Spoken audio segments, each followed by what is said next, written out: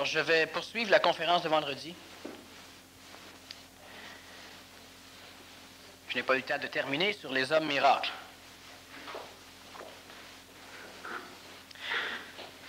Il y a quelques personnes qui m'ont dit que cette conférence sur les hommes miracles, on n'avait qu'à se procurer la cassette et à jeter toutes les autres. Alors, sans doute qu'il est intéressant de la continuer.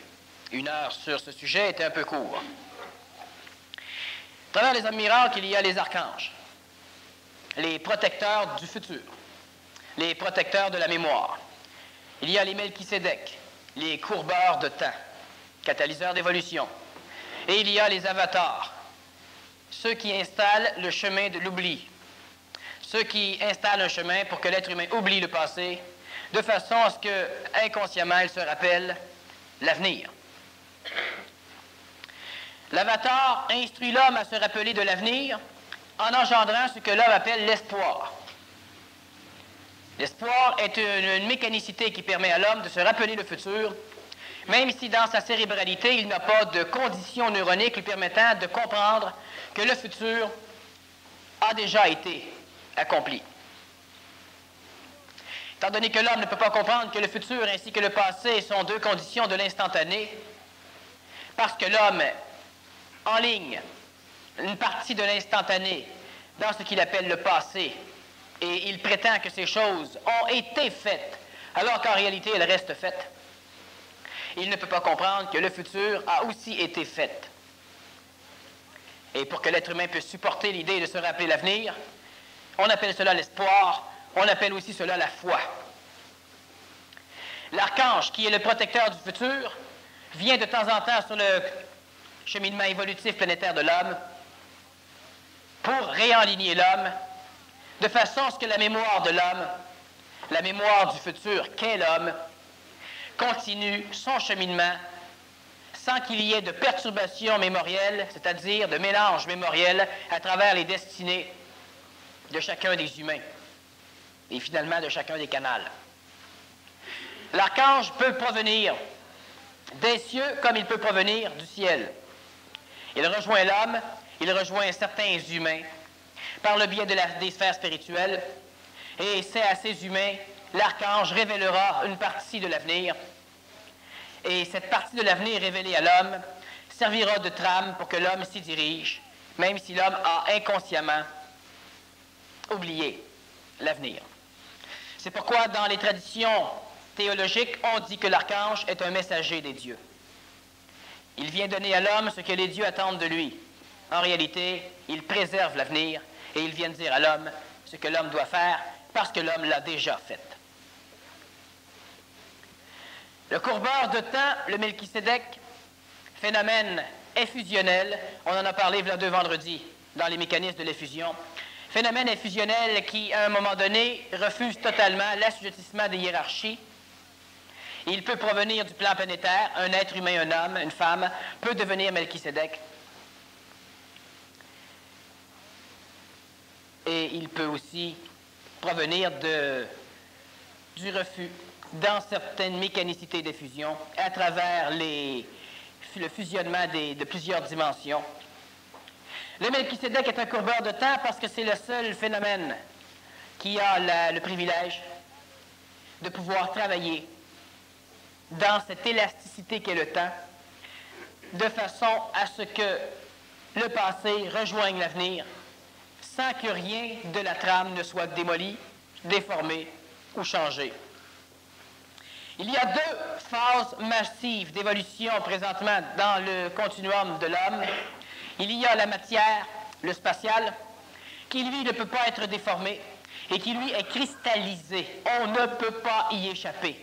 On ne peut donc pas matériellement changer le passé, on ne peut donc pas matériellement changer le futur, mais il y a l'autre partie de ce phénomène évolutif, le temps, qui lui peut être courbé à un point tel que la conscience laissée par le précurseur, dont vous êtes la mémoire,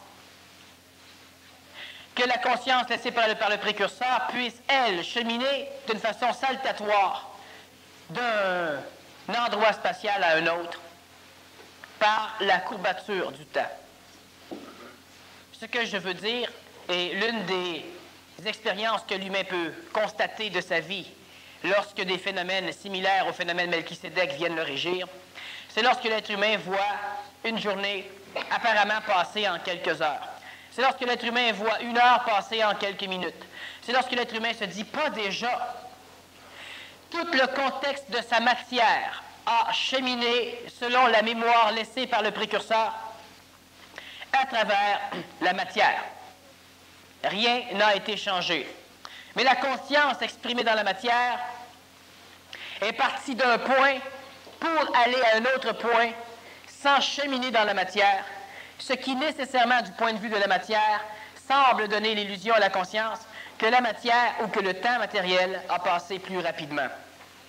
L'individu qui trouve que le temps est long est un individu qui revient en arrière. Il avance 5 minutes dans le temps, il en recule de 4. Il avance 5 autres minutes, il en recule de 4. Autrement dit, à chaque 5 minutes, il avance d'1 minute. Et nécessairement, par rapport au temps matériel, la conscience vivra l'illusion que le temps est long, que ça s'étire. Lorsque la conscience a la faculté melchisédienne de courber le temps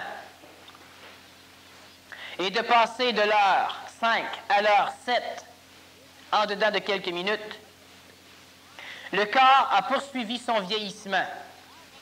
Seule la conscience a échappé à l'étreinte du temps. Alors, si pendant ce saut de temps, le corps physique est malmené, la conscience n'en souffrira pas. Ce que je veux dire, et c'est pourquoi je poursuis cette conférence, c'est que lorsqu'un être humain est malade, lorsque le corps est malade, c'est que la trame laissée par son précurseur a prévu la maladie. Mais la conscience, elle, peut partir de l'avant-maladie, courber le temps et aboutir à l'après-guérison, ce qui donnera l'illusion à la conscience d'avoir perdu conscience pendant 2 semaines, 2 mois, 2 ans. Mais cette conscience n'aura jamais souffert, seul le corps aura suivi le cours de la matière.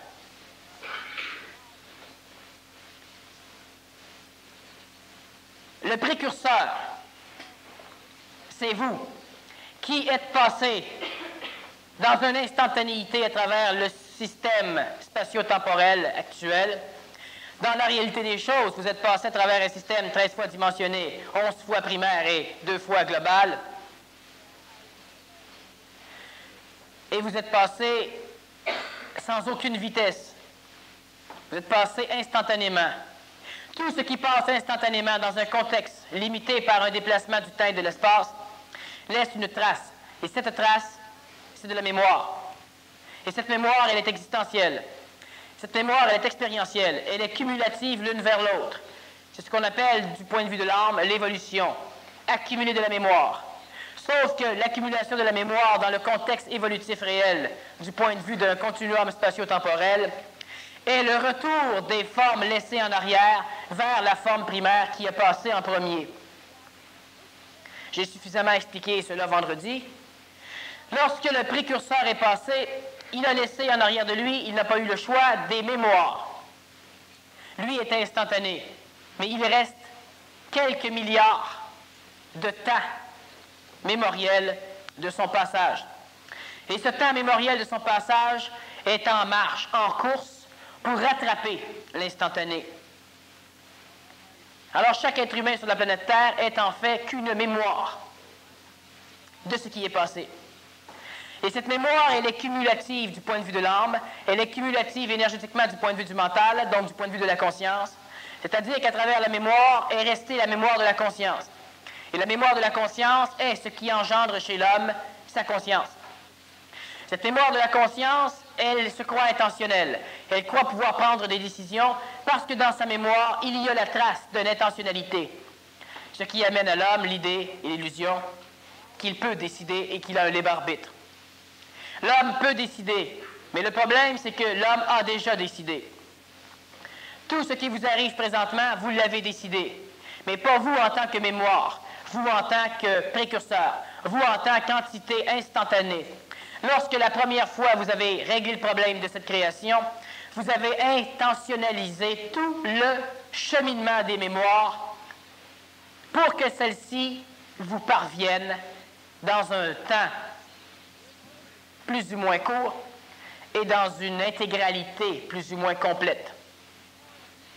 De ce fait, vous avez engendré des protections, un protectorat du futur par rapport à la mémoire qui le chemine, un protectorat de la mémoire, c'est-à-dire vous avez engendré un protectorat de vous-même en tant que mémoire. Ce protectorat s'appelle archange, il s'appelle ange, il s'appelle séraphin, l'enveloppe de l'âme, il s'appelle chérubin, l'interpréteur actionnel. Et ce protectorat est celui qui vous oblige à vous rappeler l'avenir, à vous rappeler ce que vous avez déjà fait. Ce protectorat archangélique, le protecteur du futur, est celui qui accomplit vos décisions. Lorsque je parle de vos décisions, je ne parle pas de vous, qui n'êtes que la mémoire de ce passeur.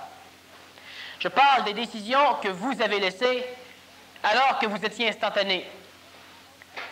L'univers n'a jamais existé, du point de vue de l'instantané.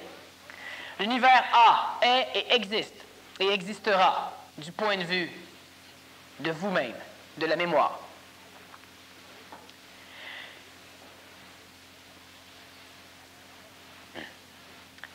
À travers ce cheminement,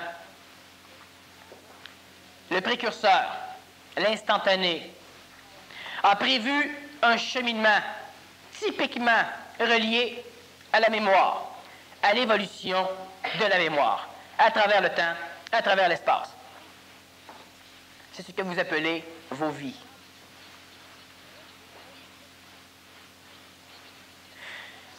Lorsqu'en conférence, je disais qu'il n'y avait ni les barbites ni destinée, je faisais référence, en ce qui concerne la destinée, à une mécanicité intentionnelle qui avait prévu pour vous votre vie. Il n'y a pas de destinée dans ce sens. Vous avez prévu pour vous vos vies. Dans ce sens, la mémoire est destinée. Étant donné que l'homme est la mémoire du futur, dans ce sens, vous êtes destiné. Mais c'est vous qui avez bâti le chemin. Étant donné que vous n'êtes que la trace mémorielle de celui qui a bâti le chemin, vous ne pouvez pas vous rappeler ce que vous n'avez pas encore expérimenté. Et l'archange est le protectorat qui va régir votre souvenance. Quand l'être humain apprend une nouvelle chose, il ne fait que se rappeler ce qu'il connaissait. Mais il doit consciemment cheminer à travers les mémoires pour parvenir à la conscience de ce souvenir. La souffrance est orchestrée par vous-même, pas vous en tant que mémoire, vous en tant que précurseur.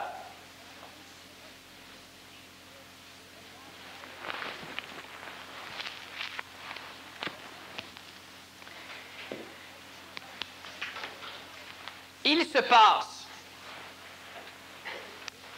que votre main avance à une vitesse tellement folle par rapport au temps qu'elle n'avance pas. Elle n'était pas là, elle n'est pas là, elle a été partout en même temps. À travers le temps, il reste la mémoire de plusieurs mains qui sont en train de cheminer lentement l'une vers l'autre pour pouvoir réintégrer la première main. Et les mémoires des autres mains, quelque part à travers ces mains, l'une de ces mains, c'est vous. Vous en cheminement dans le but de retrouver l'instantané, ce qui a engendré les mémoires. En arrière de nous, il y a les mains qui nous suivent et qui veulent qu'on les attende. On appelle cela souvent force d'involution. En avant de nous, il y a les mains auxquelles on s'agrippe, qu'on appelle souvent force d'évolution. Il n'est pas question d'attendre. Il n'est pas question non plus de s'agripper. Et la mémoire fait ce que la mémoire peut faire. La première main qui est passée orchestre complètement le canal de mémoire pour que tout ce qui est dans ce canal ne puisse pas y échapper. S'il y échappe, la mémoire de la main pourra se mélanger à la mémoire du pied. C'est-à-dire qu'il y a différents êtres primaires qui sont passés, et les mémoires de ces êtres primaires ne doivent pas se mélanger, parce que cela va créer un noyau immense qui devra être décortiqué quelque part dans le temps pour revenir à l'instantané de ce qui les a engendrés. Et ce noyau, il existe de temps en temps. Ce noyau, cet engorgement, cette boule dans la gorge de la mémoire, elle existe de temps en temps.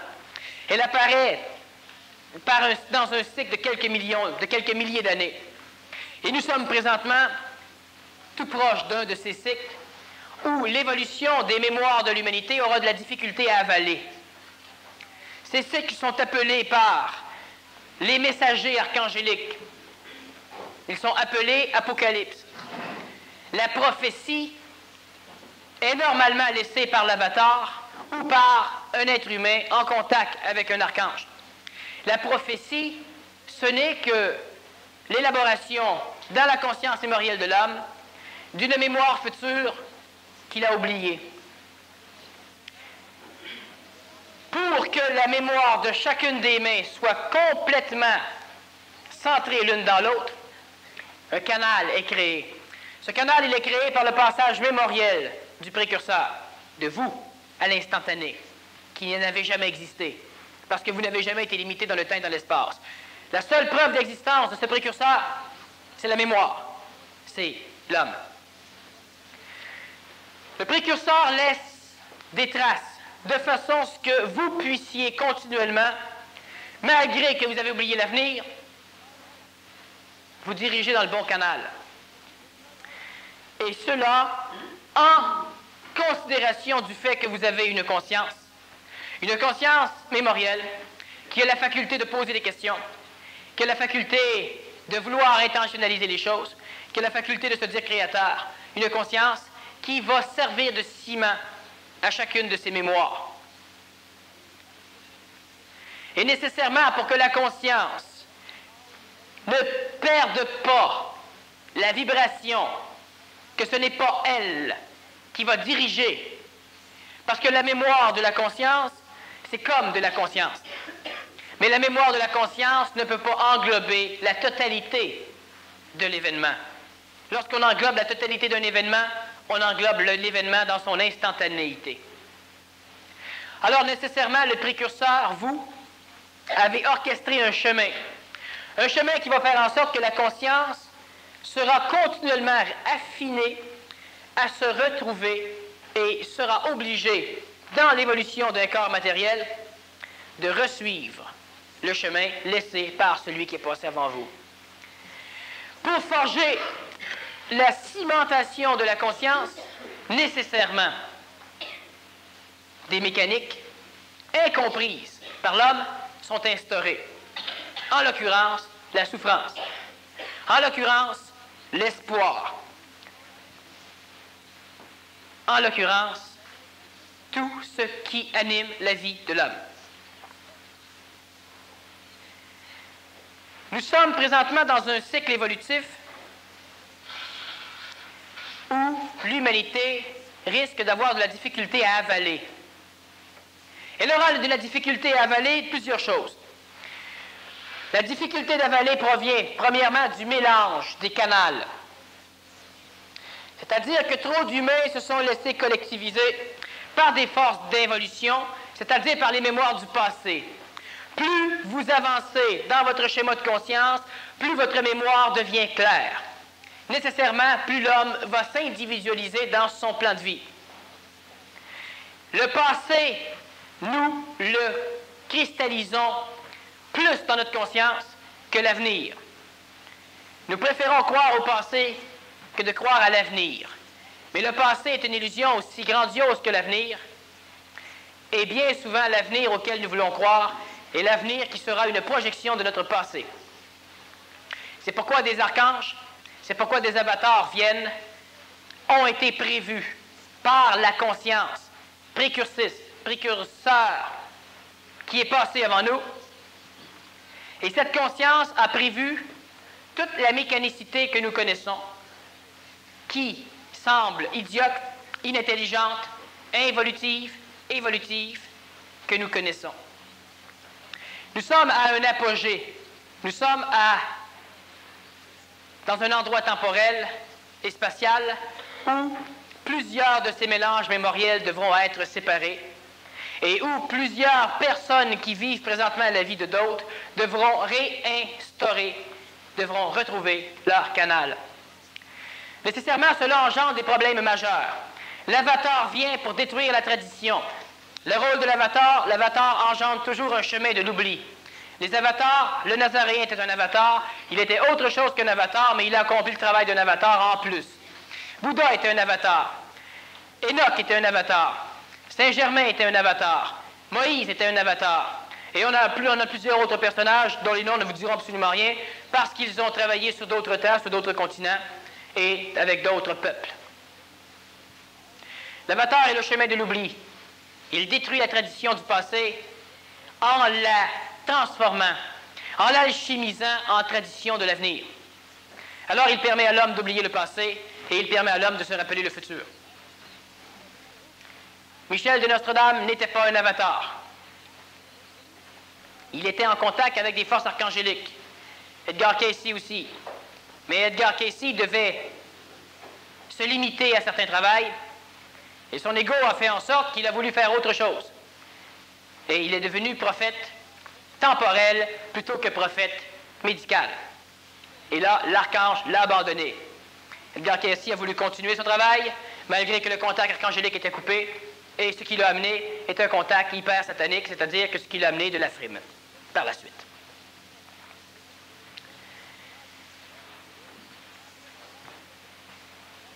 À travers l'évolution avataresque de l'homme, il y a des mécaniques qui sont semblables, similaires pour tous. Ces mécaniques semblables et similaires pour tous, ce sont des mécaniques qui semblent collectiviser l'humain. L'humain s'y collectivise parce qu'il n'a pas la faculté de voir la subtilité de son individualité. Lorsqu'il pleut, cela peut sembler pour l'homme un cheminement collectif. Nous sommes tous mouillés. Mais nous sommes tous mouillés par des gouttes d'eau différentes. Le cheminement reste individuel, mais la chronologie de l'événementiel semble collectiviser l'événement pour les individus. Alors l'individu va dire, nous sommes mouillés. Il devrait dire, je suis mouillé. Chaque fois que l'être humain parle au nom d'une collectivité, c'est parce qu'il ne se rend pas compte que l'événementiel qui le touche n'est pas l'événementiel qui touche autrui. Vous êtes en pleine guerre. La balle de fusil qui va vous blesser ne blessera pas personne d'autre. Il y a présentement sur cette planète un immense marasme. Il y a de plus en plus sur cette planète la destruction dans le monde de la mort des égrégores de sécurité qui ont continuellement été engendrés par l'homme, attissés par l'homme, nourris par l'homme, un égrégore de sécurité qui naît de la collectivité, qui naît du collectivisme national et social, qui est engendré par le phénomène que vit l'homme, par le phénomène qu'expérimente l'homme, qu'ensemble on va s'en sortir. Cet égrégore est présentement, depuis quelques années, il est présentement hautement grignoté, grugé, attaqué par un avatar. Cet avatar est en train de grignoter et de détruire cet égrégore planétaire.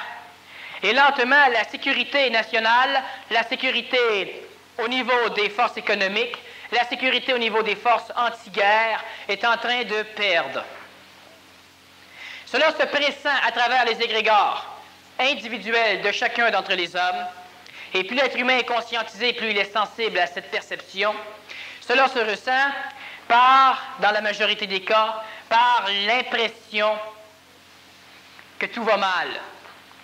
Une impression noire, amique, astrale. Une impression qui peut aussi être supportée par le début de la dégradation des ressources financières de quelques-uns, par le début de la dégradation des ressources de santé de quelques-uns, par le début de la dégradation des ressources de compréhension pour quelques autres.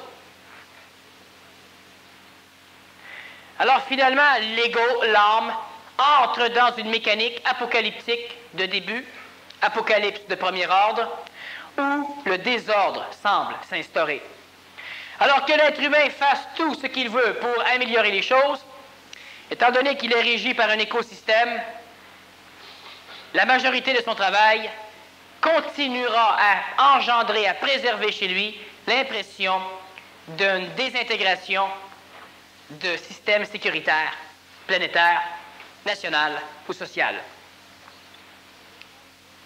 Tous ceux qui présentement travaillent et qui ont 45 ans et moins ne toucheront jamais de pension de vieillesse.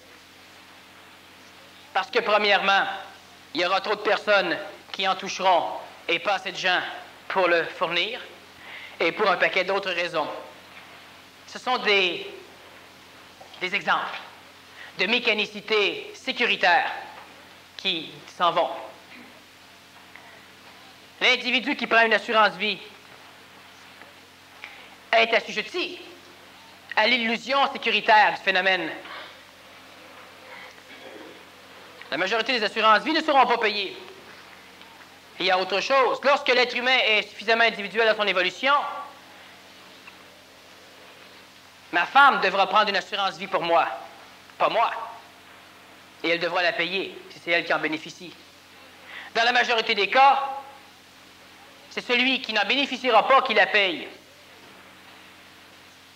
Et cela le collectivise à l'autre.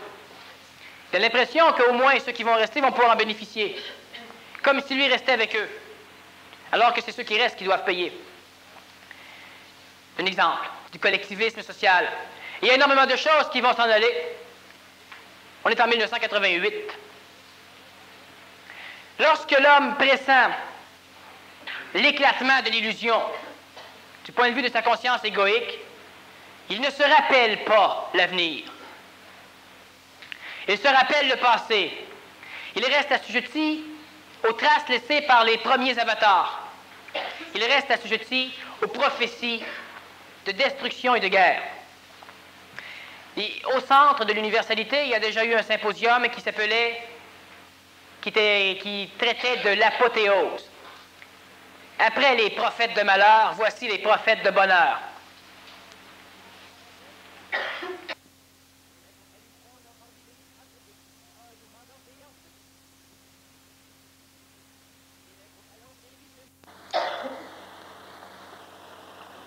Le phénomène archangélique règle et la température de la planète,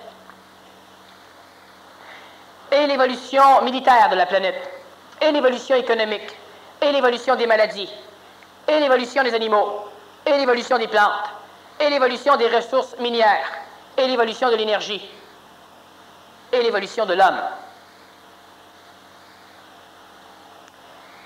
Il y a par contre différents moyens pour la conscience qui habite la mémoire. Il y a différents moyens pour que cette conscience n'ait pas à passer par là. Vous vous êtes donné, à l'origine, des possibilités d'éviter des catastrophes.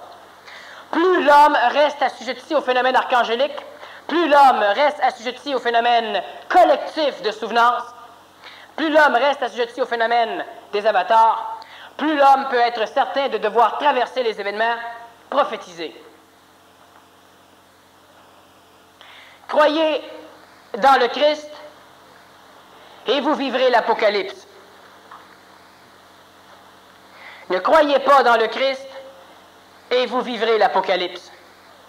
Parce que vos deux apparentes décisions sont régies par le passage de cet avatar. Croyez dans Bouddha et vous ne vivrez pas l'Apocalypse. Ne croyez pas dans Bouddha et cette partie ne vivra pas non plus l'Apocalypse. Parce que l'avatar de Bouddha n'a pas parlé d'Apocalypse et le cheminement de ceux qui y sont assujettis ne passe pas par un Apocalypse. Étant donné que l'humanité au complet arrive dans un engorgement de mélange collectif et que cela doit être replacé, la planète Terre entière a été recouverte par cette idée massive, tout à fait catholique, universelle, de l'Apocalypse. Alors, ceux qui ne croyaient pas dans le Christ ont cru dans Nostradamus.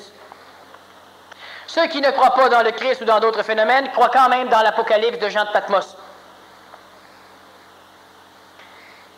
Les archanges ont expliqué à Jean une partie de l'avenir, de façon à instruire l'ego mémoriel de l'homme d'un événement à venir que s'il ne veut pas accepter de s'en rappeler dans l'avenir, il pourrait au moins dire « Je l'ai appris dans le passé, l'Apocalypse ».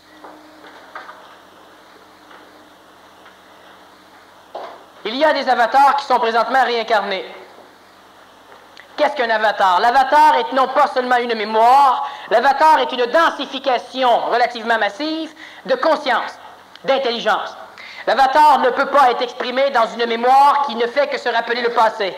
L'avatar ne peut être exprimé que dans le corps d'une mémoire qui a la faculté d'accepter le neuf, qui a la faculté de se rappeler l'avenir et qui a la faculté de se foutre du passé. Il y a des personnes sur la planète Terre qui présentement supportent des avatars. Ces personnes ont été régies par des êtres contrôle qui ont permis à certains égos de certains individus de laisser la place ou de se fusionner avec ces avatars. Ces hauts degrés d'expression de conscience ou d'intelligence à l'intérieur d'une molécularisation comme l'homme. Il y a de plus en plus d'hommes, d'êtres humains, qui vivent la phase melchisédienne, qui vont devenir des hommes nouveaux, qui vont devenir des courbeurs de temps.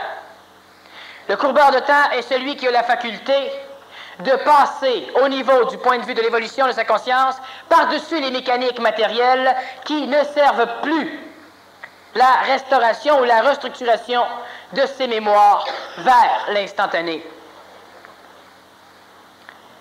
Lorsqu'un être humain accepte de vivre l'instantanéité des choses, nécessairement, il vit Melchisédek.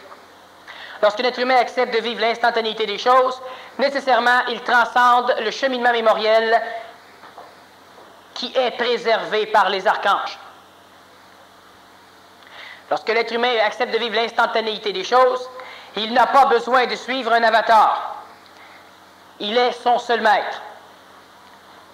Vivre l'instantanéité des choses n'est pas donné à toutes les formes de conscience qui habitent les mémoires, ce que vous appelez vos corps.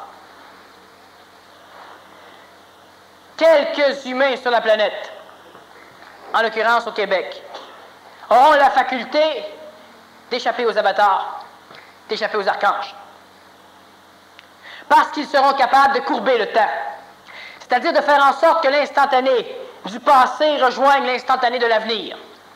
Ils auront la possibilité de courber le passé vers l'avenir.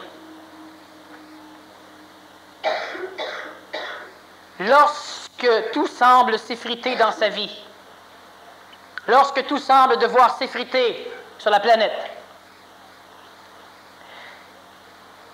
c'est que les archanges reviennent en force.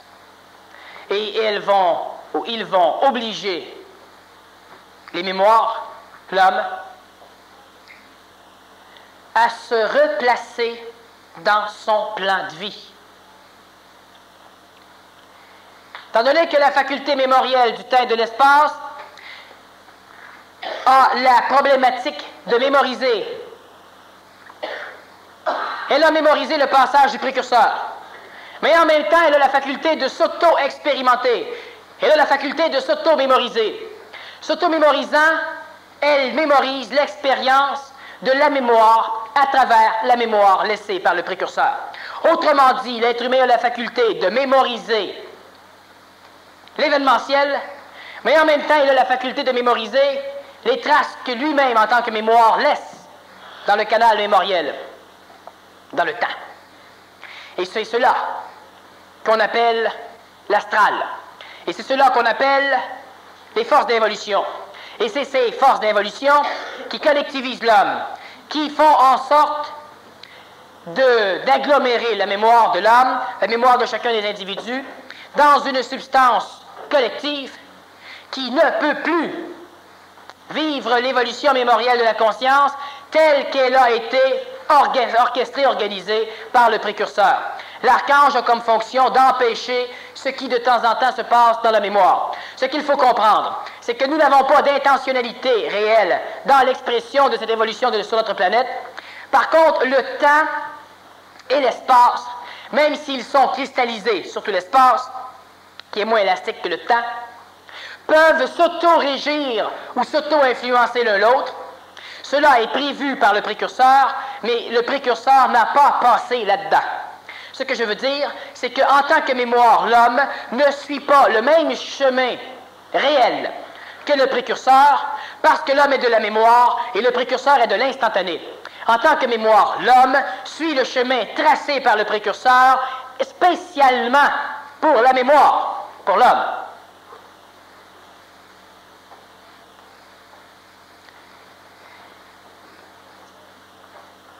L'homme n'est que de la mémoire. Son corps est de la mémoire, sa vie de la mémoire, son âme est de la mémoire, son mental est de la mémoire. Tout cela est de la mémoire. Cette mémoire doit être sublimée. Et une sublimation, c'est, dans l'échelle de la matière, lorsqu'un solide devient vapeur sans passer par l'état liquide. Il est sublimé. La sublimation au niveau de l'évolution, c'est lorsqu'un phénomène mémoriel parvient à l'instantané sans devoir suivre le chemin bâti pour qu'à son insu, elle parvienne à l'instantané. La sublimation matérielle, c'est lorsque la matière solide parvient à l'état gazeux sans qu'elle ait à passer par les mécanismes matériels et temporels, par les lois chimiques et physiques qui l'auraient obligé à passer par la phase liquide. Dans la matière, pour que cela se fasse, il faut que la température extérieure à la masse solide devienne rapidement très haute. Et le solide n'a pas le temps de devenir liquide. Le Melchisédek, le catalyseur d'évolution, le courbeur de temps, c'est cela.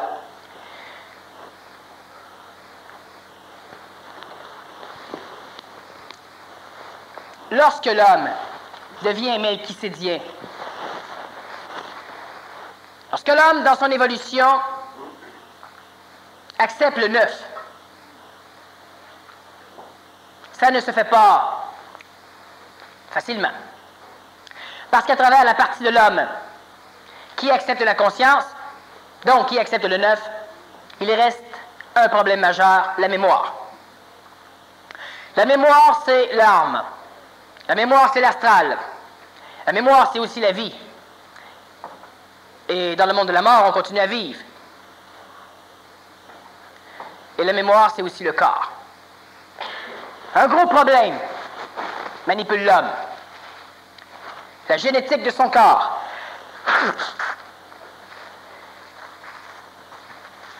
Qu'est-ce que sa génétique?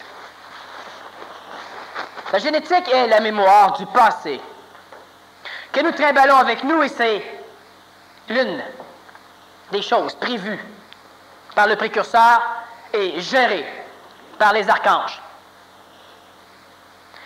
À travers votre génétique, vous cumulez les mémoires de tout ce qui provient du passé, même si cette cumulation est instantanément présente chez vous.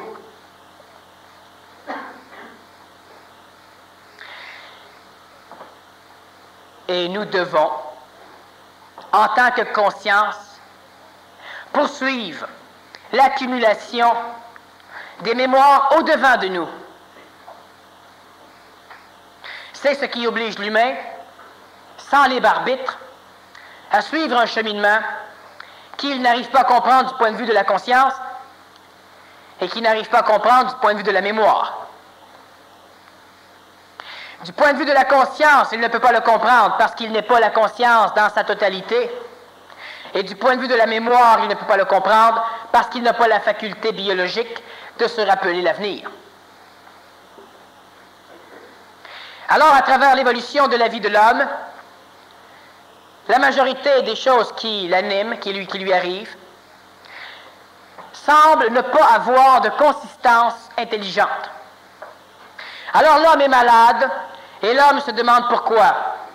Alors l'homme fait tout pour guérir, et l'homme reste malade. Alors l'homme fait tout pour s'enrichir, alors l'homme semble perdre, ou perd tout court. Il y a énormément de mécanicité, que nous appelons manipulation. Et du point de vue du peu de conscience qui habite l'homme et du point de vue de la mémoire qui habite l'homme, semble tout à fait libre d'intelligence. Ça semble con. La phénoménologie de la conscientisation n'est pas le cheminement à travers la mémoire laissé par l'événementiel du passage instantané dans le temps du précurseur. Ça, c'est l'évolution spirituelle. L'évolution spirituelle des masses est le cheminement anthropo ou dans l'individualité à travers le canal archangéliquement protégé et avatariquement révélé. Alors, dans la spiritualité, l'homme ne marche qu'avec la foi et qu'avec l'espoir, le peu de support mémoriel qui soit capable de supporter la mémoire du futur. Dans le cheminement de conscientisation, ce qui est autre chose que le cheminement de spiritualisation. La spiritualisation est le réchauffement progressif de l'homme. La spiritualisation interdit toute forme de sublimation. La spiritualisation est lorsque la glace devient de l'eau et lorsque l'eau devient la vapeur. La conscientisation est lorsque la glace devient de la vapeur.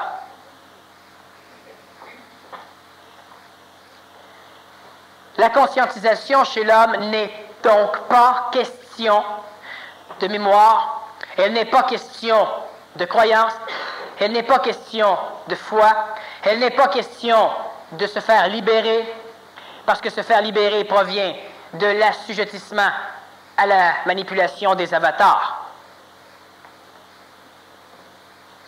La conscientisation est l'étape finale qui permet à une conscience habitant la mémoire de se libérer de la mémoire en préparant un autre cheminement au corps.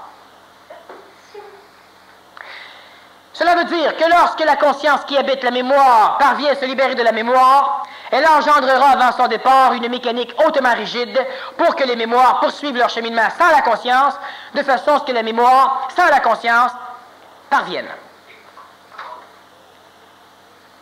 à la finalité, à retrouver le Créateur, le précurseur. Cela veut dire que chaque fois qu'un être humain devient conscient, il n'a pas d'autre solution que d'engendrer la spiritualité. Lorsque l'homme devient conscient, il doit obligatoirement laisser une prophétie dans la mémoire astrale de la collectivité, prophétie nourrie par la collectivité, qui permettra aux mémoires, sans la conscience, de suivre le chemin pour retrouver la conscience. C'est ce que le Nazaréen a fait.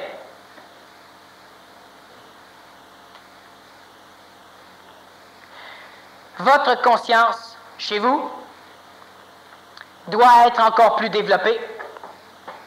Pour cela, les mémoires qui devront la supporter, mentale, astrale, vitale, physique, devront être encore plus aptes à recevoir du neuf. Lorsque la conscience chez l'homme est suffisamment développée,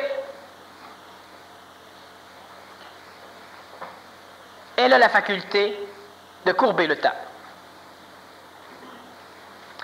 Courbant le temps, elle a le privilège, dans cette courbure, de rattraper l'instantané, le précurseur. il ne restera derrière elle dans ce phénomène créationnel que la mémoire de sa courbure, que la mémoire planétaire et que l'homme revivra comme étant le passage d'un Dieu. Et il restera la mémoire prophétique, spirituelle, avataresque de ce qu'il aura laissé dans la mémoire archangélique pour que les mémoires de son propre passage en tant que précurseur, sans la conscience, poursuivent le chemin. Ce que je veux dire, c'est que toute évolution spirituelle est l'évolution d'une mémoire sans conscience et que l'évolution individuelle, solaire, est une mémoire qui supporte de la conscience et qui nécessairement devra, pendant un laps de temps, de façon à supporter un peu plus de cette instantanéité de conscience, se libérer de l'assujettissement de l'évolution, de la mémoire, de l'évolution spirituelle. Lorsque la conscience de l'homme est suffisamment avancée, lorsqu'il a la faculté de courber le temps de façon à sauter par-dessus tout le temps qui reste à l'évolution de la mémoire pour que la conscience rejoigne le reste, l'instantané, avant de quitter, il doit nécessairement orchestrer le phénomène archangélique. Il doit rajouter dans la tradition à venir des mécanicités qui vont s'occuper du reste de la mémoire sans conscience.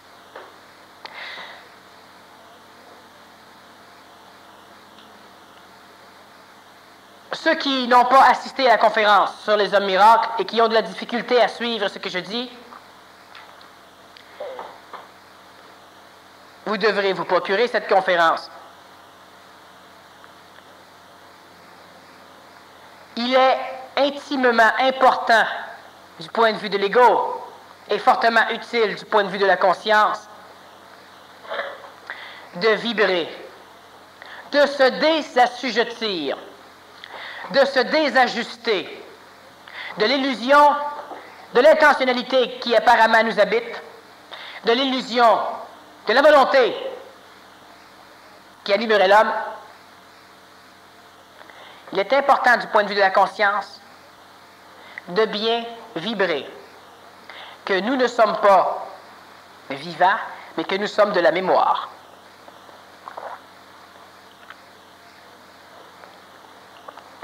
Je bois de l'eau parce qu'il a été prévu par moi-même lorsque j'ai créé la mécanique permettant à mes mémoires de se cumuler l'une dans l'autre pour venir me rejoindre, que dans le temps et dans l'espace, la friction de ces deux mécanismes engendrerait lentement la déshydratation du support de la conscience, des mémoires. Alors j'ai structuré les archanges pour que celles-ci orchestrent des anges, pour que ceux-ci, chérubiniquement parlant, viennent diriger mon corps pour que celui-ci sente de temps en temps la déshydratation et permettent d'engendrer un mouvement pour que je boive. Je ne peux donc pas dire que j'ai bu par décision intentionnelle. C'était réactionnel et non pas actionnel. Lorsque cela vibre bien chez soi, lorsque l'homme spirituel, parce que vous êtes tous des êtres spirituels, vous êtes tous des êtres assujettis à suivre la prophétie, assujettis à suivre un avatar, assujettis à suivre un maître, assujettis à être manipulés, assujettis à suivre l'orchestration archangélique du monde astral. Et en tant que phénomène spirituel, vous avez la faculté de supporter un phénomène instantané, intelligent. Et le phénomène spirituel doit être sublimé en phénomène intelligent.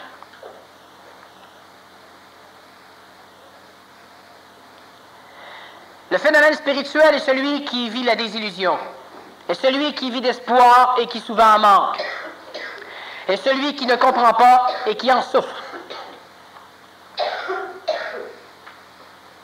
Le corps de chair de l'homme est spirituel.